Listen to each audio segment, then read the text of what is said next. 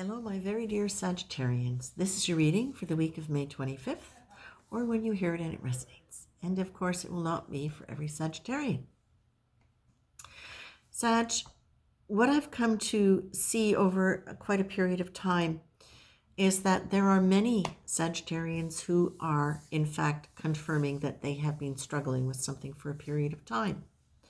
And what I've noticed with many of the situations where they've been really clear is that there has been a quality of unfairness that they are combating, that you are combating, that you are trying to resist, that you are basically being forced to deal with in order to find fairness and justice for something.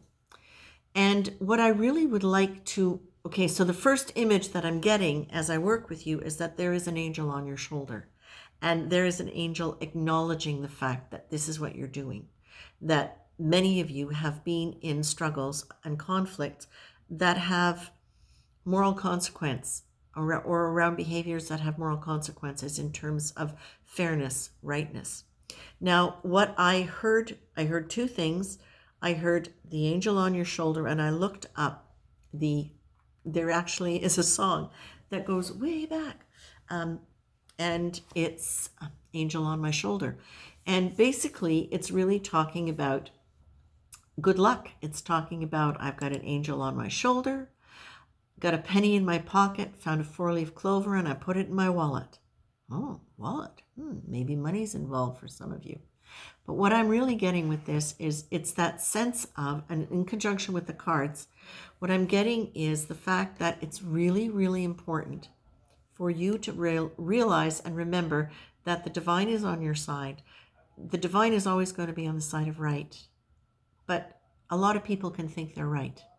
They can think they're right because they want to be right, because they're ignoring a truth, or because they are not very evolved in terms of compassion, conscientiousness, things of that nature. People are like that, right? We're all at different stages of evolution and growth. But what I'm being told is fight the good fight. And I thought, well, fight the good fight. Well, it makes sense with what I'm seeing. Fight the good fight actually is something that is a phrase that was originally seen in the Bible. And it was talking about fighting the good fight being something that is related to moral consequence. Preserving something that's morally right and steadfastly pursuing a noble cause, even in the face of hardships, temptation, or opposition.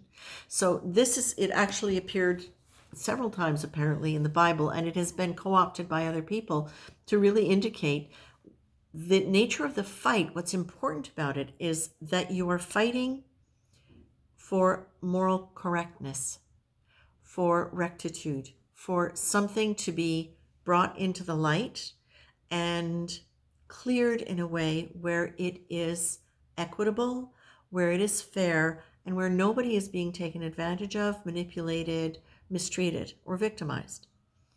This is my extended interpretation of it. What's important, remembering in the fight, is this. Okay.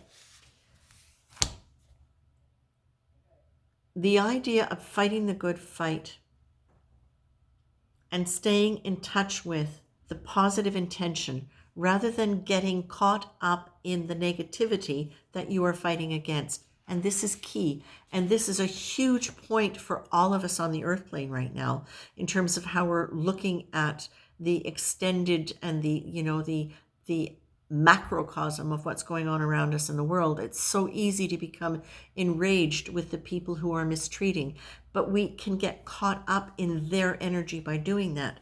So in no way am I saying do not stand for your rights or do not stand for what you believe is true. What Spirit is saying is you have an angel on your shoulder and they are guiding you to stay in touch with that moral high ground, the high heart, the sacred intention for many things, but for the good, and that they are going to support the good. So the more you are in alignment with that energy, Because remember, it's where you're aligned that you're going to pull energy in. They want you aligned with that divine energy, with that love energy, even though you are standing up, and they're reminding you that that is far more powerful. The light is far more powerful than the dark, but our human nature is to go, ugh. So this is part of why these things are such huge learning points for us, is because we are faced with the possibility of getting dragged into the confusion, the anger, the disappointment, the victimization, the old wounds that resonate with it. We are faced with that possibility, and that energy is swirling there. But what we are being asked is in that to make the choice to go this way, to go higher. And they're saying it does take discipline, but you are the only one who can decide that you are going to maintain the energy of fighting for what is right within your own energy of being in right energy. And that the more you can look at every day as a new day, it's going to be easier for you. If you keep bringing back the old stories, the old questions, the old things that rile you up, that's not going to help you unless you need to look at that for more information specifically. But don't take your mind there.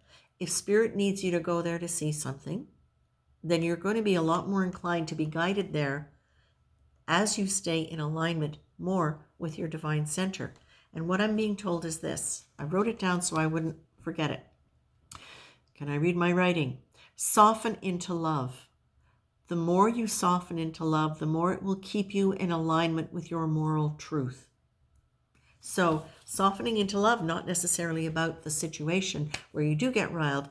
If you can remember something where you felt really loved, really peaceful, maybe you had a dream, maybe you had a visitation from spirit, maybe you had a reading that made you feel really good, maybe something that just created that sense of peace and expansiveness and inner connection.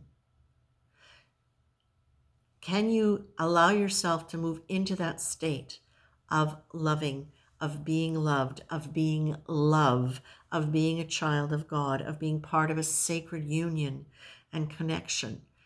Can you move into that regularly and use that as your discipline to move into that regularly? Because the more you can stay in that frequency, the more you will be guided to resolve whatever the situation is with that energy and allow justice to play itself out, because that energy is always going to sort out the chaos.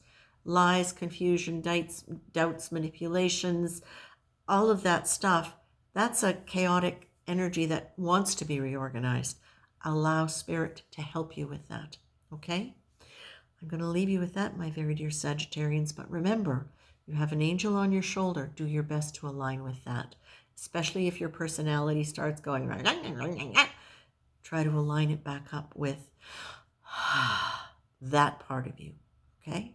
That part of you that is peaceful, that knows, that trusts, that's willing to say, yes, there's an angel here.